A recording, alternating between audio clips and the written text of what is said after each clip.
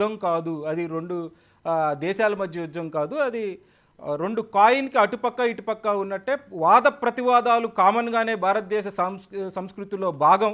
అలా అంతే తప్ప దాన్ని అంత ద్రోహులు విద్రోహులు అది ప్రతిపక్షం కానీ విద్రోహపక్షం కాదు అని అంటారు ఆయన. అసలు మోహన్ భగవత్ గారు చేసిన వ్యాఖ్యలు ఒక్కొక్కటిగా మనం అనలైజ్ చేసుకుంటూ పోదాం. మొదటిగా election is not a war అని ఆయన వ్యాఖ్యల్ని ఎలా చూస్తారు గౌరీ సతీష్ గారు? ముందుగా ఈ డిబేట్లో పాల్గొంటున్నటువంటి మిత్రులు, అదే రకంగా అనలిస్ట్ గారికి, ఈ మైక్ టీవీ ప్రేక్షకులందరికీ హృదయపూర్వకమైనటువంటి సాయంకాల నమస్కారాలు తెలియజేస్తూ, ఏదైతే నాగ్పూర్ అనేది ఆర్ఎస్ఎస్కి పుట్టిన నిలయం కాబట్టి ఆ ప్రాంతంలో వారు అంతర్గతమైనటువంటి సమావేశంలో వారు మాట్లాడుతూ 1952 నుంచి సాధారణ ఎన్నికలు ప్రారంభమైనప్పటి నుంచి దేశంలో ఎప్పుడు కూడా ఇలాంటి పర్సనల్గా వ్యక్తిగతమైనటువంటి దూషణలకు పోయినటువంటి సందర్భము గతంలో జరిగినటువంటి సాధారణ ఎన్నికల్లో మనం ప్రత్యక్షంగా చూడమని జరిగింది.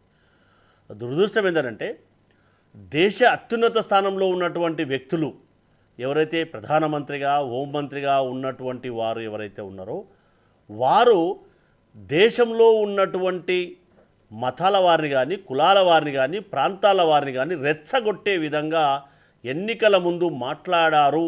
ఇది మంచిది కాదు సమాజానికి దేశానికి అని చెప్పి చాలా స్పష్టంగా మాట్లాడమని జరిగింది. ఎందుకు అనంటే గౌరవ నేటి మూడవసారి ప్రధానమంత్రిగా ప్రమాణం చేసినటువంటి మోడీ గారు మాట్లాడుతూ చాలా సెన్సిటివ్ విషయం, దేవుడు అందరివాడు, మనం అందరం కూడా గ్రహించాలి.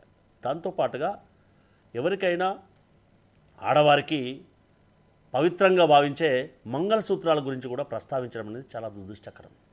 దాంతోపాటు ఎక్కడైతే మన దేశం లౌకిక దేశం భారతదేశం, అలాంటి భారతదేశంలో ఉన్నటువంటి హిందువుల యొక్క ఆస్తిని అంతటిని కూడా తీసుకెళ్ళి ముస్లింలకు పంచుతారు ఈ ఇండియా కూటమి అధికారంలోకి వస్తే అని చెప్పి ప్రత్యక్షంగా మాట్లాడినటువంటి మాటలు. ఎందుకనంటే ఒక సాధారణ కార్యకర్త మాట్లాడడం వేరు, అత్యున్నతమైనటువంటి స్థానంలో ఉన్నటువంటి మనిషి మాట్లాడడం వేరు. అలాంటి మాటలు మాట్లాడిన తర్వాత అసలు దేశంలో నేను ఈ అభివృద్ధి చేస్తాను, ఈ అవకాశాలు కల్పిస్తాను, దేశంలో ఆర్థిక పురోగతి కలిగిస్తాను, అవకాశాలు మెరుగుపరుస్తాను, దేశం ఎప్పుడు అభివృద్ధి చెందుతున్న దేశం కాకుండా భారతదేశం అభివృద్ధి చెందిన దేశంగా చేయడానికి నా దగ్గర ప్రణాళికలు ఉన్నాయని చెప్పకుండా రెచ్చగొట్టే విధంగా ఈ ఎన్నికల ప్రచారం చేయడం సమంజసం కాదనేది అందులో ఉన్నటువంటి అర్థం మనం అందరం కూడా భావించాలి. ఎస్, కాంగ్రెస్ పార్టీ పక్షాన మేము 5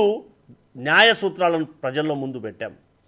ఆ న్యాయ సూత్రాల ఆధారంగా మేనిఫెస్టో రూపంలో విడుదల చేసి ఎస్ సంవత్సరానికి 30 లక్షల ఉద్యోగాలు కల్పిస్తామని చెప్పినాం. రైతులకు ఎంఎస్పి ద్వారా వారికి మినిమం సపోర్ట్ ప్రైస్ కల్పిస్తామని చెప్పినాం. దాంతోపాటు సమన్యాయాన్ని పాటించే విధంగా మేము అందరికీ సమానమైనటువంటి అవకాశాలు కల్పిస్తాం అని చెప్పి మేము ప్రజల ముందుకు వెళ్ళడం జరిగింది. దాంతోపాటుగా ఎక్కడైతే అసమానతలకు గురవుతున్నటువంటి భారతదేశంలో మనం కోకొల్లలుగా చూడడం అనేది జరిగింది. మణిపూర్ సంఘటన జరిగినప్పుడు కనీసం ఒక దేశ ప్రధాని అక్కడ జరుగుతున్నటువంటి హింసను ఖండించకపోగా కనీసం అక్కడికి వెళ్ళి విజిట్ చేసినటువంటి దాఖలాలు స్వయంగా హోంమంత్రి కానీ ప్రధానమంత్రి కానీ చేయకపోవడం ఎంతవరకు సమంజసం అని ఒకసారి సాటి భారతీయుడిగా గురించి మోహన్ భగవత్ గారు మాట్లాడిన మాటల్ని మనం ఇంకో